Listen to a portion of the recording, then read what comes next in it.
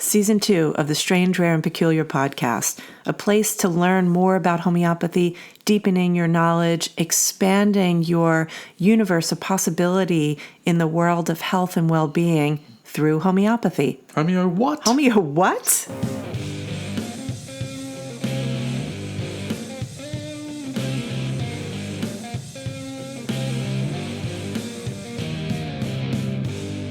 The opinions expressed in the upcoming podcast bear no relationship to the calm demeanor Denise expresses on a regular day. Boy. Oh boy. Good morning, good evening, good afternoon. Wait, you're starting already? Yeah, and the first thing you said was, oh boy. Oh boy. Oh I boy. did. Hey, let's welcome the folks. Hi, everybody. Welcome all the folks. And I want to say that it's Good Friday. And that means that if you live in Australia, that it's always raining, but the moon is big and fat and full. Always. Is that right? Yeah, it is. And except in New that we had Zealand, the full moon a couple days ago. Well, I guess it's still full-ish. it's full. It is What full. night were we driving home? Monday night. It wasn't full. Tonight it's full. We were driving home on Monday night. Oh my God, it was amazing. It looked like we were going to crash into the moon. It was like in the beginning of E.T. Do you remember the movie E.T.? Where, isn't it in E.T. where they go across the moon? Yeah. Elliot? Yeah. Doing the finger thing. It's also a really important time of year, and I have been planting my asparaguses. Yeah, how's that going? Asparagi? Asparaguses. Yeah. Oh, yeah. I don't think it's asparaguses. I don't think so either. Now, in addition to that, we have had a really amazing open evening yesterday. Yeah, we did. I missed a good part of it because I was teaching clinic, which was also amazing. Yeah. Well, So I'd have FOMO either way. If I wasn't doing clinic, I'd have FOMO. I drove the ship for a while. You did. No, I did fine. You didn't crash into anything. No, Good. not at all. Good. Oy. And but it was incredible because of some of the folks that were there, and of course some of the questions that emerged. And I just think it's important because, I mean, I've been doing recruitment events, open days. You know, it used to be an open day for the school, didn't it? And you used to always get a thing of apples. What? You used to have a bowl of apples when you would do those open days at Endeavour, didn't Endeavour you? College, yeah. You had to have a bowl of Granny Smith apples. Right. Because it was in line with the branding and the colour scheme and all the rest of it. I see. The bowl of apples looks good on the front counter. It sure does. But when we did open days back in the day, you know, you had a whole lot of brochures and you there were made the live room events. tidy and you vacuumed beforehand. I used to write on the bananas as well. That was mainly exam time when the students are really stressed out. Yeah. They would come in sometimes if they were having an exam in the morning and one in the afternoon. I'd go and buy some bananas and then write messages on the bananas. I used to do that with my kids' lunch. Really? I would, yeah. And you would say, don't do bad things. Of course. I would also call them on the banana phone, which they never liked. Like, I would pick up the banana when I was packing lunch and say hello. And it would make them really mad when they got to the age where everything moms do is really annoying, calling on the banana phone. I haven't thought of that in a long time. Do you remember what happened once at an open event when we were still live? So we just get right into it, forgetting that there are people who might be joining us for the first time. I think you're on a podcast, you're supposed to say, oh, hello, welcome to our podcast where we do blah, blah, blah, and here's who we are. We talk about banana phones. Right. So what we do is we talk about homeopathy, but there's always ridiculous stuff when we get started. Well, I don't find this ridiculous. I find it incredibly important. What were you going to say? The banana phone.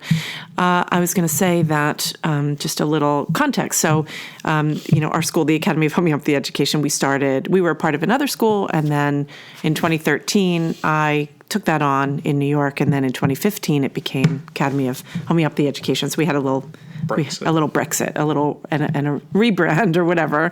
Can we please go back to the point? Please. The point was I know. We It was had about an amazing open evening. But there were some interesting things, some questions that are coming up, and one of the things that we wanted to talk about is this. It's really interesting, not interesting, how far from sort of the origin story of homeopathy the contemporary practice has gotten to. And the questions people ask us when they come to a school event where they're learning about homeopathy education in general and AHE in particular, and they ask, some pretty interesting questions. But I think when we were talking about our topic, what made me think about it is that this morning I was working on some of my research in alchemy and medicine and sort of the actual origin stories of homeopathy, and have been writing about sort of how there's this similarity in the arc of history where alchemy has been sort of misinterpreted over time, and it parallels homeopathy. I mean, I've sort of alluded to this in some of the talks that I've given about alchemy and homeopathy and, as I call it, the origin story of homeopathy. But it really struck me because there's a way in which it's exactly the same, right? Where the history of alchemy, so alchemy sort of has very deep and broad roots into chemistry, medicine, and mathematics, and it sort of comes from a time when science was a really broad concept, yeah, until we got to the reductionistic paradigms of the 19th century, which then carried forward. And a lot of it is interesting because it gets blamed on Isaac Newton, like that he is the first of the sort of enlightened scientists. But I've also heard him described as the last of the magicians, right? Because he wrote more in alchemy than anything else. Anywho, so I just wonder, was it Capra that coined that phrase, Newtonian mechanics? Oh, I don't know. Fritjof Capra, that guy. In the 80s, we all read those books. That was the first time I ever heard of Newtonian physics or Newtonian mechanics. Yeah. And it's totally misleading. It's 100% misleading. I mean, he is so misunderstood. He wrote more about alchemy than anything else. Yeah. Than all of the other things combined. Than all the rest combined. All the rest of his writings combined, And so, astrology and astronomy. And also he wrote about, well, of course, mathematics wasn't just, his idea that infinitesimal it wasn't the end of the concept, yeah? And you remember the story of how I got onto a thread about Isaac Newton was this the time you woke me up in the middle of the night? No, this is the time I fell in the woods. I was running with the dog. So we had just gotten the dog. So we got her in summer of 2018. And I was trail running, and I was thinking about sort of this idea with potency that developed. Sorry, all the noise. The Slack channels are going off on all my devices. Yeah, I was thinking about sort of the origin of potency. That's what I was writing about that summer, and I had been going through sort of this research into sort of where Hahnemann got his ideas. Anyway, and I'm thinking about the infinitesimal dose, infinitesimal mathematics, Sir Isaac Newton, first translation of the Emerald Tablet. Right? And I was like, holy macaroni. And then I fell down. But face planted, and that's why your elbows look the way they do. Yeah. I mean, that is... You have some great scars. I do. I have really good scars from running. Anyway, but this idea, though, that the sort of misinterpretation, misappropriation of the intention of different scientific evolutions, right? And Hahnemann is like... homeopathy gets really caught up in this in the same way that alchemy did. You were talking about how homeopathy's evolution and alchemy's evolution is similar? Same. Right? Really? Yeah, because the reinterpretation of the principles in alchemy happened in the Victorian era, basically. So you've got Jung, right? So this idea of Jung's later. He's later, but he comes off of that. So in the late 19th century, into the early 20th century, the English were all into sort of occultism. And occultism doesn't mean devil worship as it's been, it just means things that are hidden. And there was this whole thing about like the mysteries. That's when people were having seances and levitating things and reading about all these mysteries. And there was this woman called Margaret Atwood who wrote this whole interpretation of alchemy based on sort of a concept of spirituality. And so then alchemy takes this funny turn into this sort of evolution of the psyche. Carl Jung... Can I just clarify? Because there's no alchemists around in Victorian times, but it's the interpretation of what they were doing back in the day. Oh, there's still, I mean, it went on, but there was there have been many interpretations, I don't want to get too in the weeds, but there was this one sort of bifurcation that happened.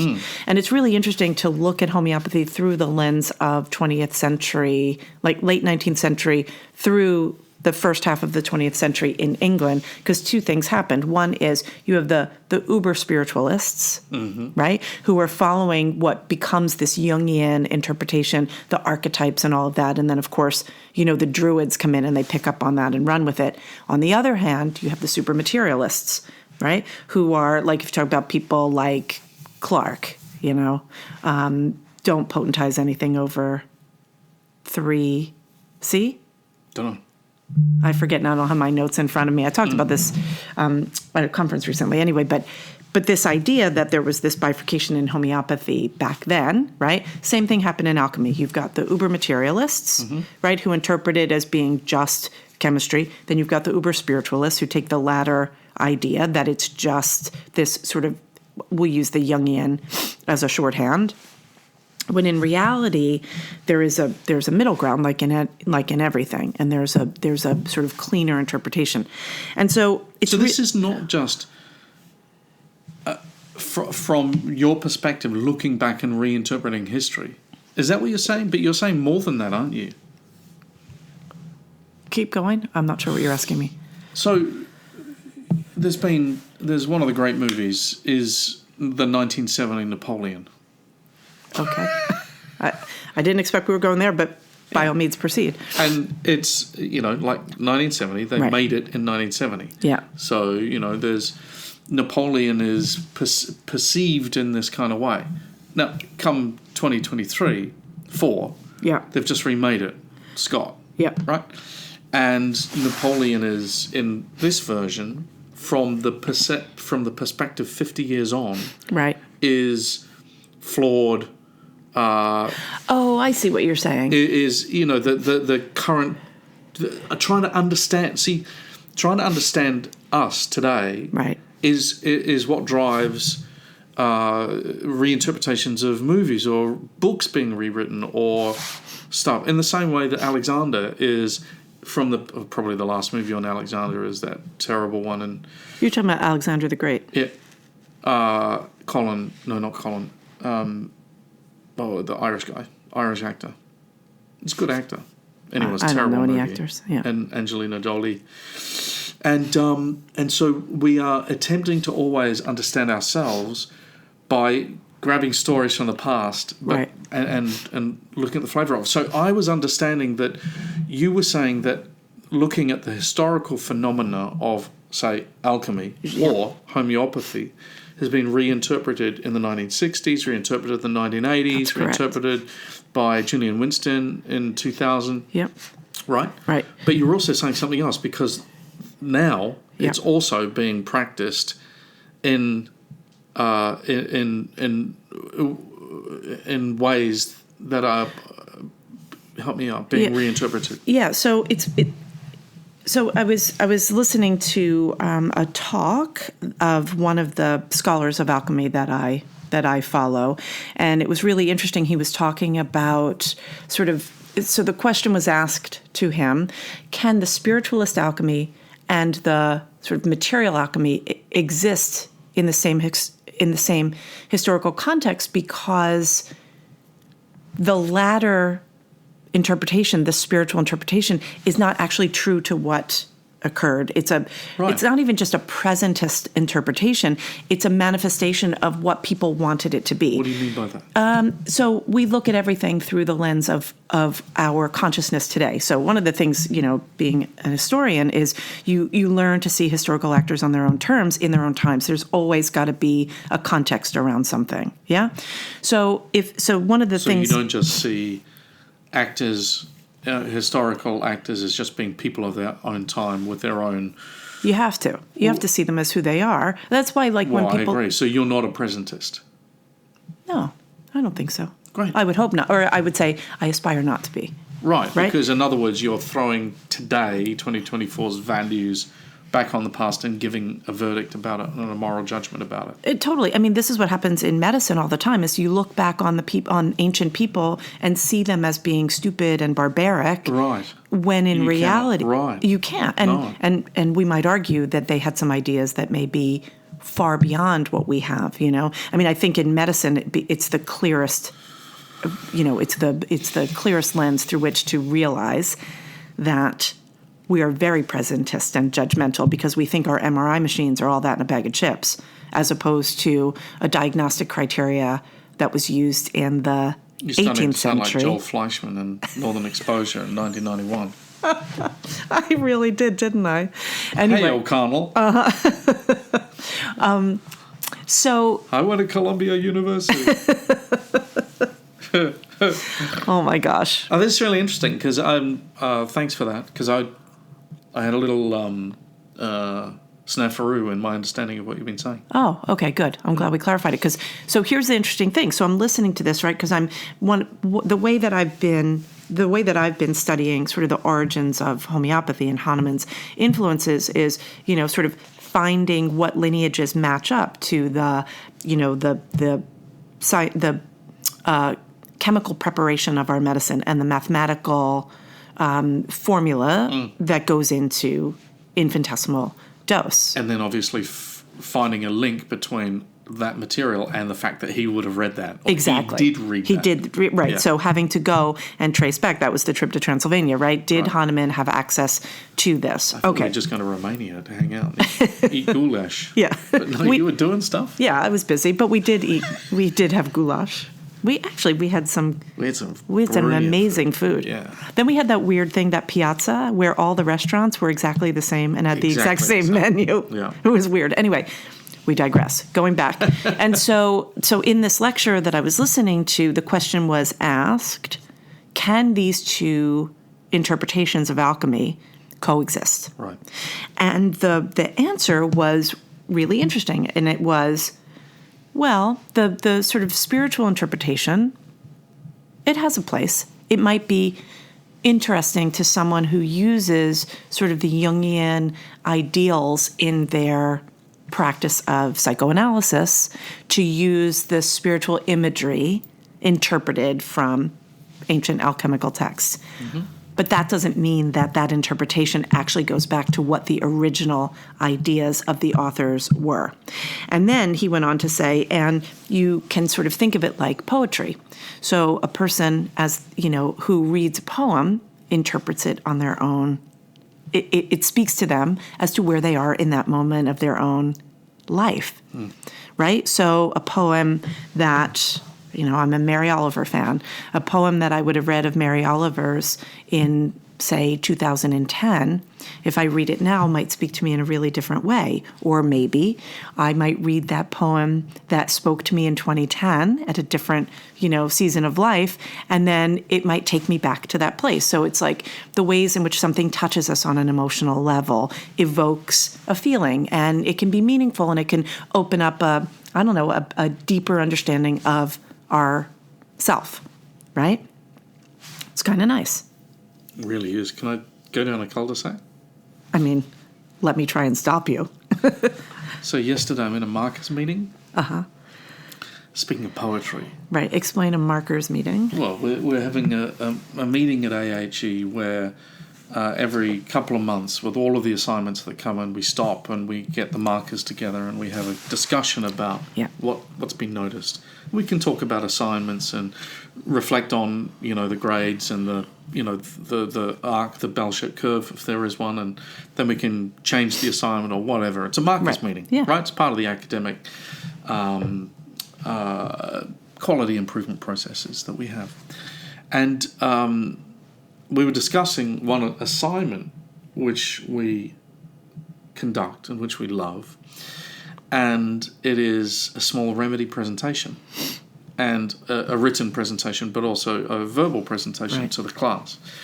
And I always mark the presentation in class, and and have been doing it for years. And it's a really well-written assignment. So it's a small remedy. So it could be something like artemisia or thuja or chocolate or... Somebody did salmon this year. Salmon, that's a good example. As long as it's not a polycrest. Androctonus. Yeah. Anything that's not a polycrest that we've not, not discussed. And then the last part of the question is, and don't forget to please bring some creative piece that represents your experience of this. So one of them was a really great collage that Hannah did of the swan. The Cygnus cygnus. The Cygnus. Nice. So you get the context? Yep. And so this idea, right, that there's no harm, no foul if someone wants to interpret something in their own way, like a poem or something that speaks to the sort of evolution of their own psyche, right? But the problem when it comes to homeopathy and choosing one's own interpretation is that there's a medicine involved. Yeah. And the medicine, if we look at aphorism 20 and we look at, I just taught aphorisms 210 to 230 this week to full-time year one. Full-time year one? Yeah. And the idea that Hahnemann is one of the ways that I like to teach the organon and chronic diseases, the Hahnemann's philosophy books, is to always, remind ourselves that Hahnemann is he's using it as a vehicle to speak to his contemporaries. So he has to not only say what allopathy is, he has to also speak to his detractors, and then he has to put his ideas in context before he even tells you what they are. And then he has to go back and say, you see, I'm giving you examples herewith of how my thing works, right? And so in aphorisms 210 to 230, he's talking about mental and emotional disease, but he has to start by saying that a homeopathic remedy, right, the medicine, affects the entirety of the individual. You cannot piecemeal out one part of a totality and prescribe only on it. That's a one-sided disease. And a one-sided disease is really, if you read it closely, it's kind of not a thing. It's a bit of a mythology based on what you cannot see. And Hahnemann is basically saying when something appears to be one-sided, you haven't delved deeply enough, or it's that you're seeing that part of the psoric disease that's only showing you one bit, but it's actually a part of a larger totality, right? We kind of shorthand it to say you're just treating one thing. But he says if you do that, you're treating one thing to the exclusion of everything else, which is inclusive of the entire organism, mental, emotional, and physical, right? And so there's this way in which, these remedies, these homeopathic remedies, Hahnemann says so clearly at every juncture in the organon, they affect the entirety of the organism. That's the whole basis of chronic diseases. Yeah? Disease permeates the entire organism. So what we have in these contemporary interpretations of homeopathy, and this is kind of circling all the way back to where we started, which is always good to do, where folks who are coming and interviewing about schools, wanting to know what a school teaches, the questions that always come, are you sort of in this camp of homeopathy as a psychospiritual journey, or are you are you teaching practical homeopathy? Both are crazy. Or no, they're not crazy questions. They're totally legitimate questions. But it's interesting that the assumption in 2024 is that there are 3 types of homeopathy. Yeah? When in reality, there's homeopathy. It's a thing. So this term, classical homeopathy, it just, they had to put a tag on it since there's other interpretations. Now, if we take this back to what I was talking about with alchemy and this idea, can the two things exist in one universe? Well, if you're just talking about an interpretation the way you would a poem, it doesn't matter. Right? History is real. You look at it in its context, so alchemy has its origin, it has its roots, and there were very important things that were being done. Same goes with homeopathy. But when you come to this, what I'm going to air quote, contemporary interpretation, presentist interpretation, there's a consequence. Right. Because it's a medicine that acts on the entirety of the individual. So how do we maintain inclusivity? in the face of potential risk to well-being and risk to the profession, right? Like, we have a policy, don't ever say anything bad about another homeopath. Mm-hmm. Well, it's code of conduct. You can't. It is code of conduct. And I think we should take it seriously. I mean, especially having been on the downside of that equation to the point where we had to get a lawyer to find out about defamation, right? So we know firsthand what that's like. But how do we have a conversation where we can really think about this as a reality? Because if you read the Organon and you really think about what homeopathic remedies are, like, you kind of can't have it two ways. You can't have a medicine that unravels complex chronic diseases that you can also take like candy. Yeah. And to learn to be a homeopath is not just a path of your own spiritual evolution, because you're responsible for someone's well-being. Oh, I see. Those are the two extremes you're talking about. Yeah. Okay. Well, say that again. So tell me the two extremes. So there's, on one hand, and this is exactly like it is in alchemy, there's sort of there's a bifurcation. Yeah, I got that. But tell me about the two extremes that you've just mentioned. So one extreme is looking at, using homeopathic remedies in an entirely reductionistic way. Right. Give this remedy for that. Yes. Right? The other side of it is homeopathy taught primarily from a mental and emotional or spiritual evolution perspective. Right? Which is super interesting. And I think anyone who has gone through the arduous journey of becoming a homeopath will speak to the evolutionary process. You're never the same person you are when you started, right? And the middle path is? The middle path is, I would say, what homeopathy was intended to be. What you do, what I do. What a lot of us do. Right? Yeah. And so that is Hahnemannian homeopathy. Now, of course, there's all sorts of, we have a lot of challenges, which is the Kentian homeopathy, sort of post-Hahnemannian Kentian homeopathy. What the French would call spiritualist nonsense. Yeah, and what some of the earlier English homeopaths would say was kind of ridiculous, but they were accounting for the preparation of the medicine and the disbelief that a high potency of a remedy that has been, diluted and succussed to a potency beyond Avogadro's number couldn't possibly be a thing. Yeah.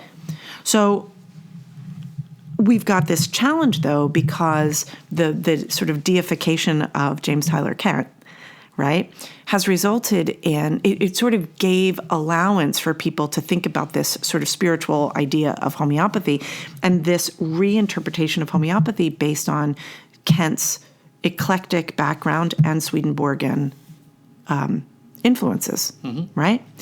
And so now it's gotten so baked into the cake that the CHC exam, that's the certifying exam for homeopaths, is like a Kentian exam in many ways. Like, I worry that our students, even though we have, what did you figure, a 99% pass rate for our students? Yes. Well, I think it's actually, I'm going to say, I think it's 98. I think it's 98%. Yeah. So we know of 4 people who didn't pass on their first time.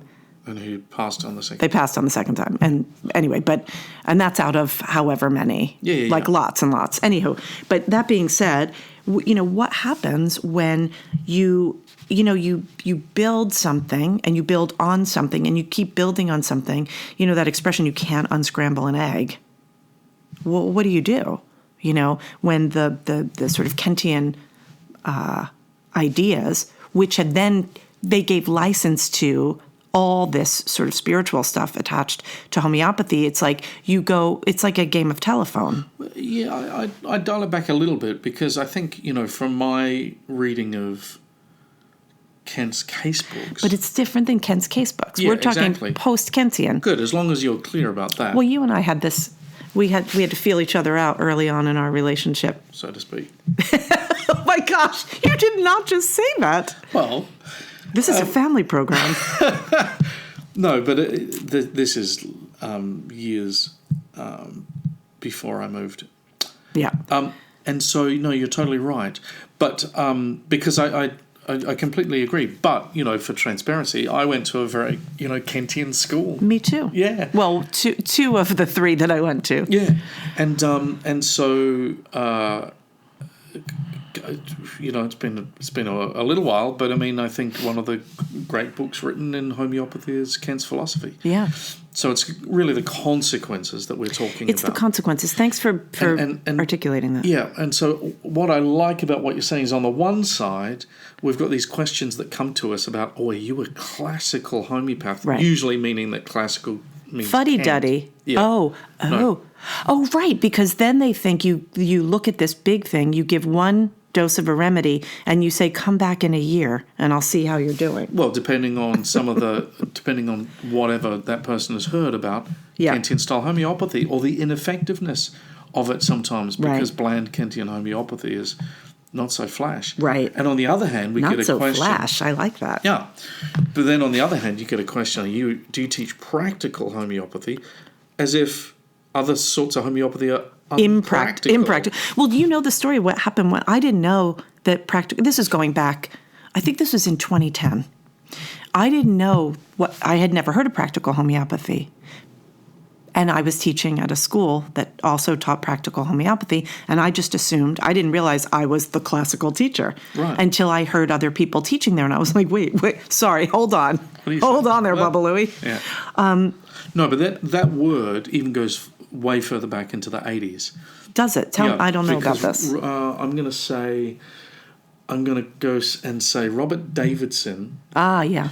Well, that makes sense. Was the principal of a college, and I think I'm going to say it was called the Practical College of Homeopathy, and because they needed to say, we're not convinced about your results, folks, right. and in, let's say, more spiritualist Kentian homeopathy. Yeah. And therefore, we're going to identify ourselves as this. Now, it means something different today. Yes. In North America. Ian Watson graduated from the School of Practical I was going to say, Homeopathy. because that's what I was thinking. It was Ian Watson, because his book, we call it the Green Book. The Little Green Book. The Green Book, yeah.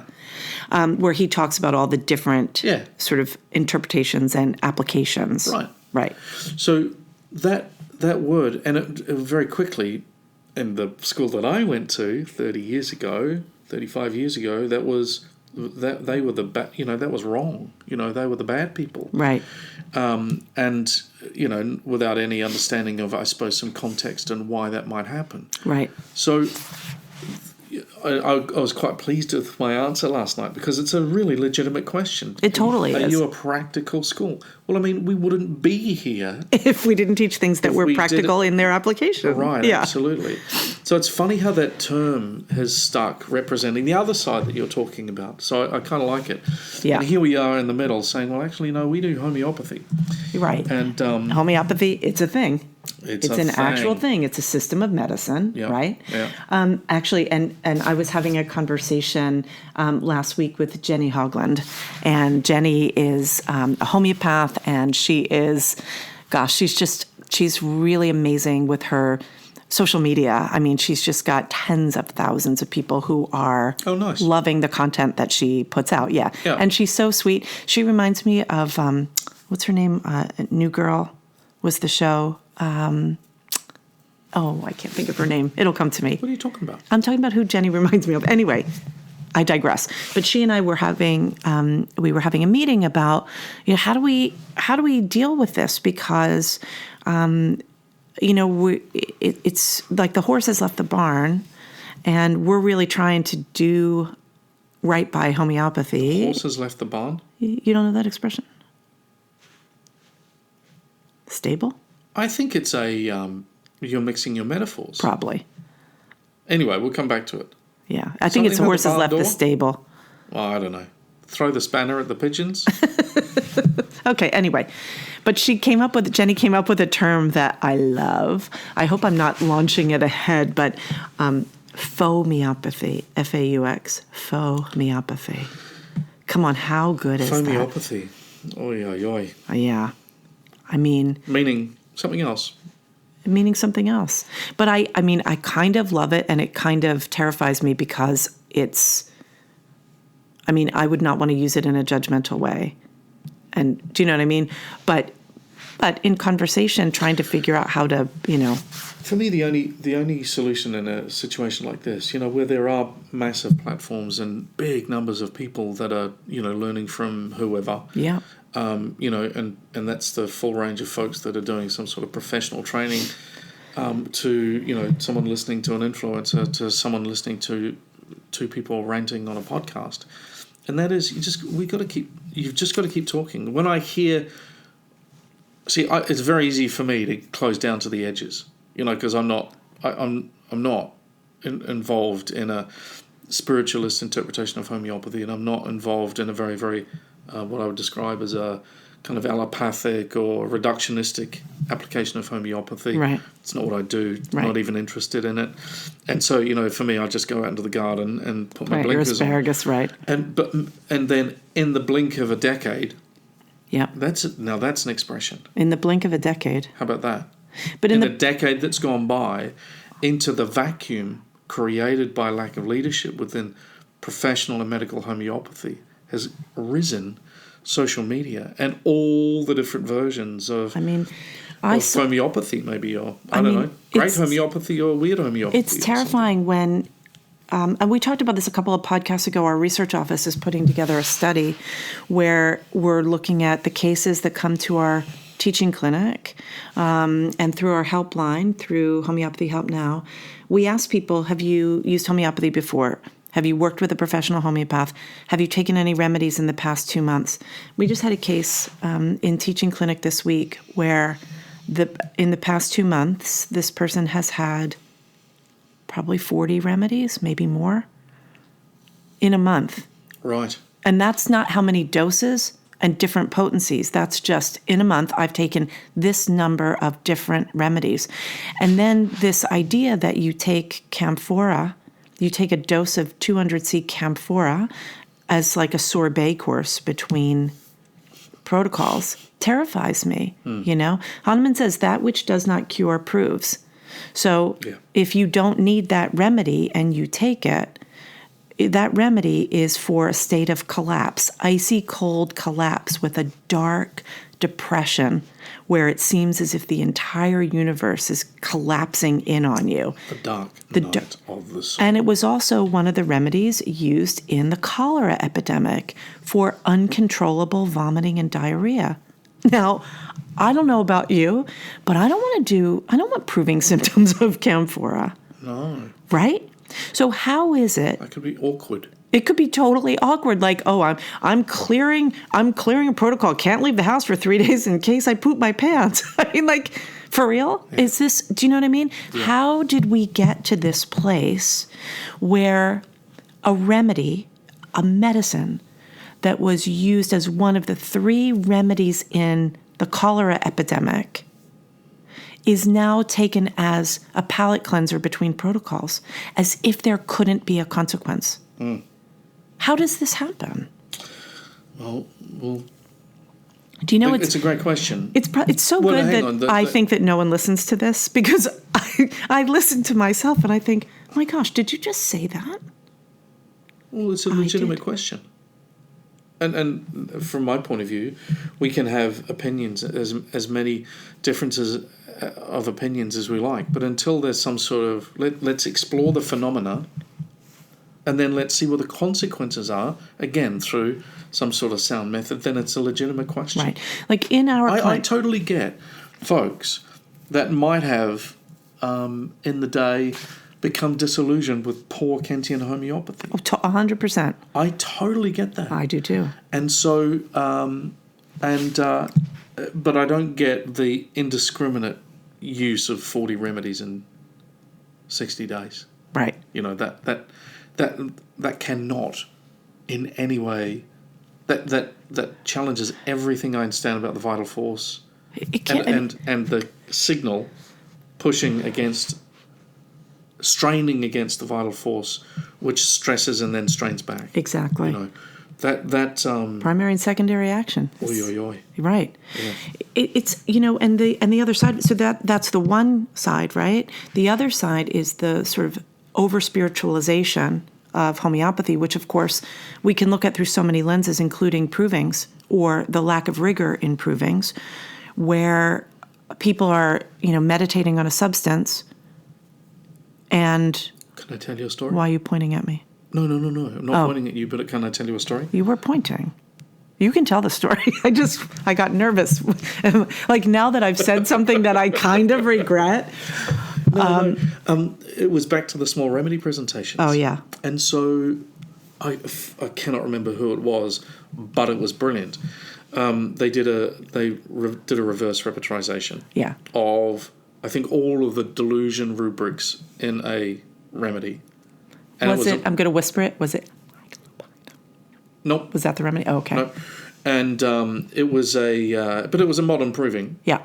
And the remedy that was being spoken about, can't remember what it was, is first, obviously, because it's in every rubric. Sure. And then, of course, you get all of the other remedies across the top. Yeah. All of them were remedies from Misha and Jeremy. You're all kidding. of them, without exception. Oh, my goodness. There was no conventional remedy until, well, it wasn't, they didn't even make the chart.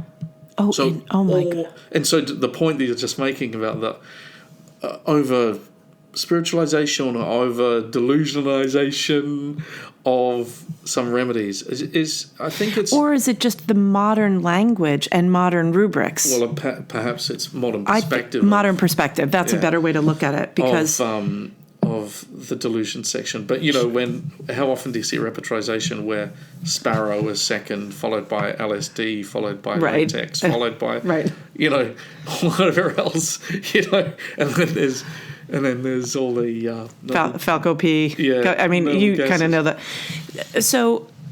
Anyway, my God, that was insider, wasn't it? That was really insider homeopathy talk. Totally. And, and some of those folks. provings, some of those remedies are amazing. No, Many. no doubt I mean, about it. not some, So where I was going, though, was a little bit differently, which is because those are, especially, having participated in, both of us have participated in some of those provings over the years. And, the attention to detail on the documentation of the physical symptoms and the types of physical symptoms that happen. I mean, I participated in a proving where I wound up in the hospital, right? Or in the emergency room, I should say. And so the recognition of the effects on the body, so going back to these remedies have an effect on all organ systems and they need to be understood as such.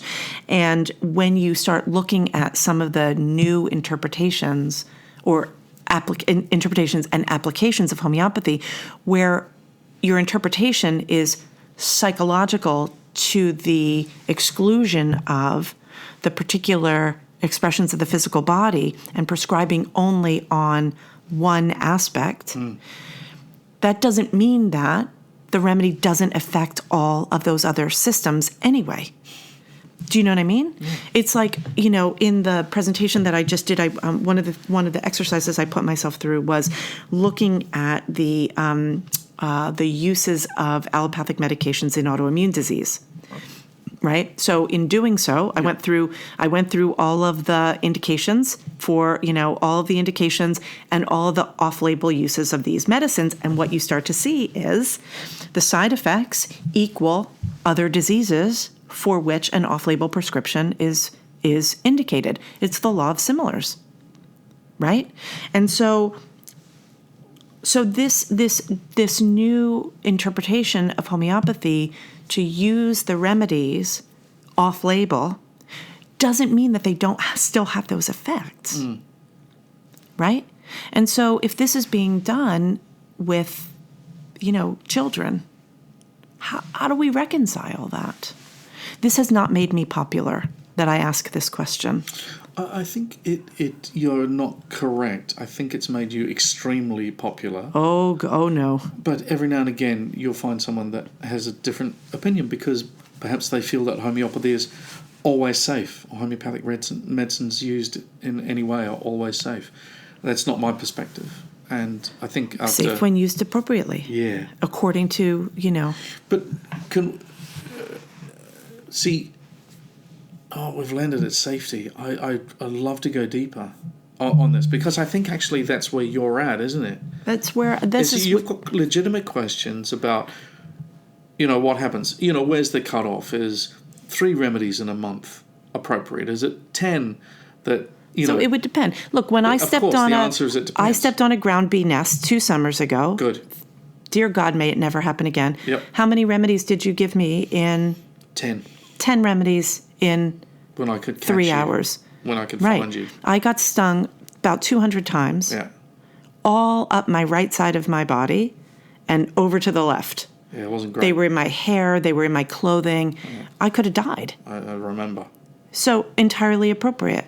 In an acute state, you know, the time, another insect thing, I was trail running. This time I was upright, but what do you call it? Hornet. A hornet stung me on my hand, and the swelling wasn't going down. We were at the point where, you know, I'm interrupting a meeting you're having with a bunch of doctors to say, can you guys just have a look at my hand here? Oh, I remember. Do you remember that? Liz and Duncan were looking at my hand, and they said, you need to go. Yeah. And we put marker on my hand, and I didn't take the steroids because we found the remedy. But it took several tries. In an acute state like that, right? And you nailed it. It was urtica urens. It's one of my favorite remedies. It was the swelling distal from the point of the, you know, anyway, but You're welcome. Yeah, thank you so much. You've saved my life more than once. from my unfortunate encounters with insects, not the spider. Anyway, but you know, so there's a time and a place for everything. We had a conversation in one of our advocacy meetings about, you know, people who have taken hundreds of remedies. And it's like, you know, and we all get protective of our longtime clients where we're unraveling their cases where, you know, it can take a minute to get a complex case organized, you know? So we're not saying that there's, you know, we're definitely not a part of the simillimum mythological idea that you're finding that unicorn remedy. It's definitely an unraveling, right? Hahnemann says in Aphorism 171, right? In order to unravel, he's saying the psoriatic disease, basically it takes remedies given in appropriate succession, you know, each following the other as appropriate. Many remedies in succession. It could, well, he doesn't, I don't know that he says many, but it definitely takes. Many consultations. Exactly. Different remedies Right. as they emerge. Right. So, right. The treatment of chronic disease. Exactly. So there's an appropriateness to it. There's a roadmap for how it goes. So that's really different. I just want to be clear. You're clear. But can I now repeat back to you what Absolutely. I heard? You have concerns about the safety, Yeah. and you've got concerns about the impact and the consequences of that. So there are very few studies on safety in homeopathy. But I'm not. I think I would clarify.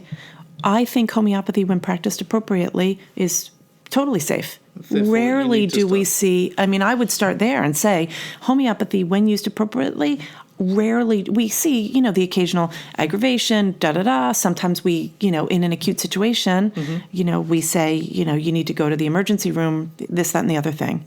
That's real, because we should operate inside of an ecosystem that is supported by, you know, the external mechanisms when need be. What I'm talking about is off-label use, because the remedies, which are profoundly unbelievable in the way that they work, like it's almost unfathomable that a substance prepared in the exacting way as deliver, you know, the instructions in Aphorism 270 for, you know, the preparation of the, you know, Q potency, right? Is a very exacting thing. We'll talk about that. We'll talk about that coming up. Now I've done a deep dive. Anyway, but that preparation of the remedy goes along with the philosophy, right? And so the philosophy deals with how do you deal with acute disease? How do you deal with chronic disease? How do you deal with acute exacerbations of a chronic disease? How do you wield these tools safely, right? With intentionality. What worries me is we don't have evidence for, you know, I submitted an example case of a kid that I inherited who was seen by one of those influencer homeopaths who had been given, I can't tell you how many remedies, including sprays to take to school with them if they got anxious, of high potency things. This kid was taking between 5 and 15 remedies per day. Some of them 10 m and above of nosodes in one day. That is so far from what we have evidence for. We need to study it just to know, right? Can we talk about happier things? Well, I'm going to talk about happier You drag things. me down the rabbit hole. No, I can't stop myself. No, you're doing fine. No, but I can see you're getting all worked up. I'm all worked up. I'm all worked up. It's like that Lucinda Williams song. Which one? Side of the All Road? Worked Up. No. The one where she talks about listening to... all worked up like that. Yeah, I love that song. It's a good song. That's on my studio playlist. What I was going to say is that's a just play me segue. John Coltrane. That's what she says. John Coltrane. Yeah.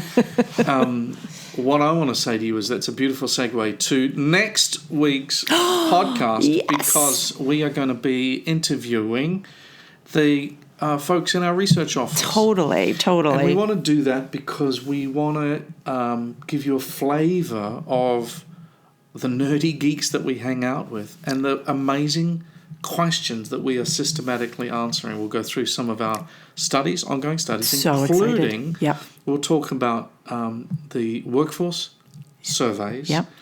Where and some of the projects, including the one that you've just been ranting about. Where we're just beginning to explore the phenomena of whatever the term is,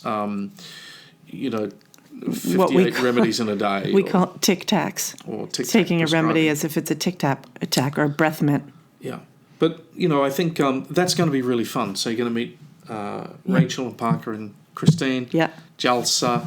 I'm so excited. Anyone else that would be there could be there. It's going to be really good. And it's in preparation for the upcoming Joint American Homeopathy Conference, the JAC, where we... In 3 short weeks. In 3 short weeks, where we've put together the research track. And I'll be talking about HHN and the findings from that, and introducing sort of the landscape of research in the United States and the different topics that we're exploring and why it's important. Well, why it matters. Why it matters. Why it's really critical. Yep. And then... I'm going to be talking about the establishment of the PGRN, the Practitioner-Generated Research Network, and one particular topic which is just, I don't know, it's phenomenal, and that is who's coming? Who's coming to see the homeopath? Who's coming to see the homeopath as opposed to who used Hello. to come? Hello. It used to be middle-aged women with existential angst, a sleep problem. I don't think it's that anymore. And kids with ear infections. No. And a little colic. No, it's totally different. And then we've got Elizabeth Rice and Kieran Cooley.